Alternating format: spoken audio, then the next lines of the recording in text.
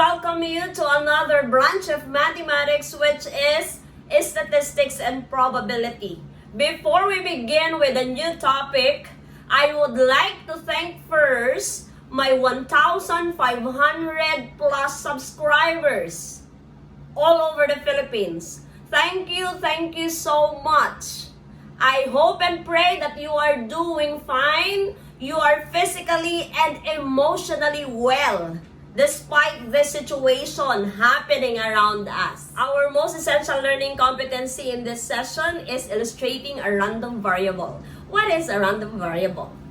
Random variable is a function whose domain is the sample space of a random experiment, and the range of values is the set of real numbers. So the domain is, of course, the set of your sample space in the experiment, and the range is the set of real numbers. What do we mean by that?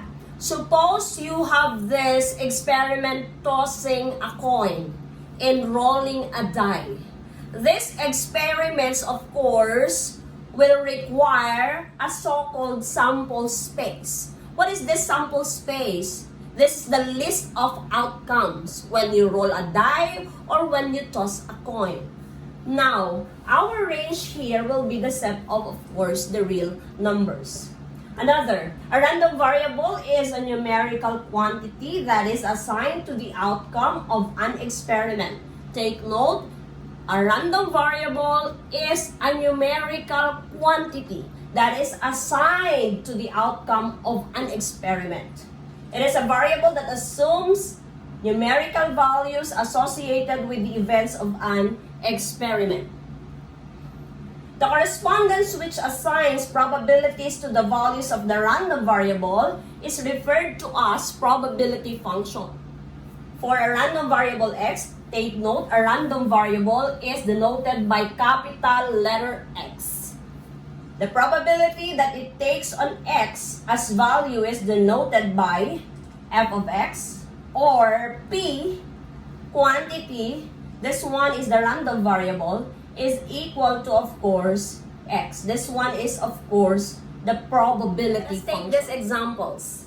1. A coin is tossed thrice. Determine the probability function of the random variable x. Number of heads.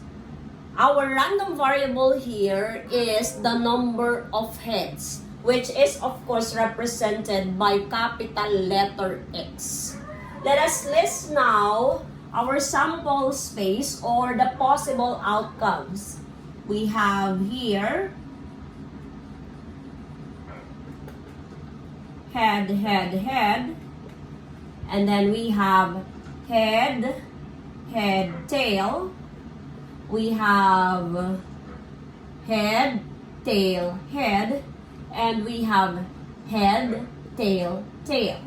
Now, we also have tail, tail, tail, tail, tail, head, tail, head, tail, and then we have tail, head, head.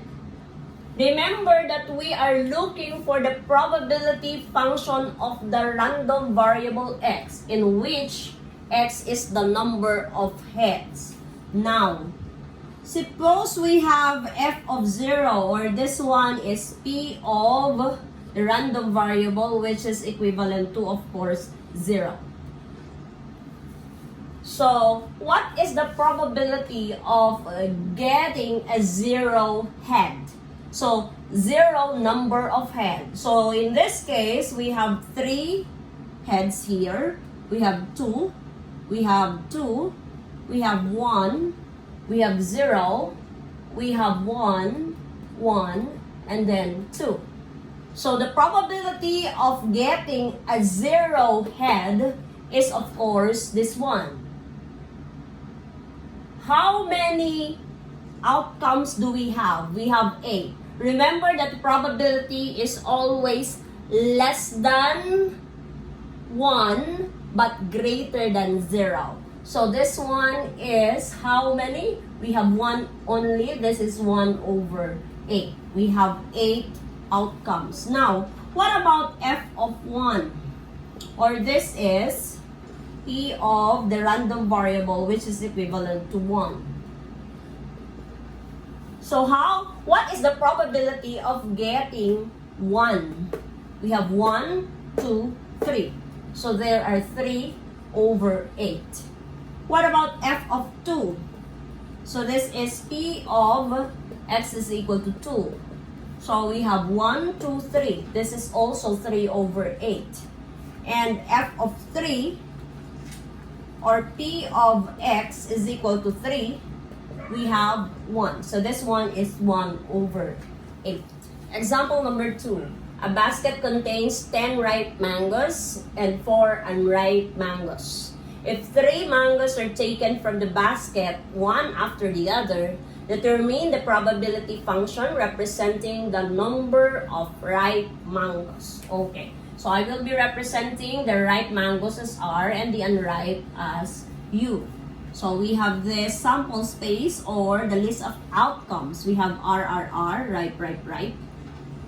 Ripe, ripe, unripe. Ripe, unripe, ripe. And then ripe, unripe, unripe. Then we also have unripe, unripe, unripe. U, R. We have U, R, U. And we also have U, R, R. Okay, so these are the outcomes.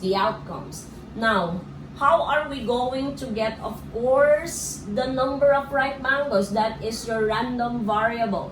So ripe, we have 3, we have 2, we have 2, 1, 0, 1, 1, and 2. So if we have f of 0, or that is P of 0, that will be equal to 1. How many outcomes do we have? We have 8. So that is 1 over 8. We have f of 1, or this is x equals 1. This is 1, 2, 3. That is 3 over 8. If we have f of 2, or that is x equals 2, we have 1, 2, 3. It's 3 over 8 too. And f of 3, or this is P of x over x equals 3, equals, we have 1 over 8.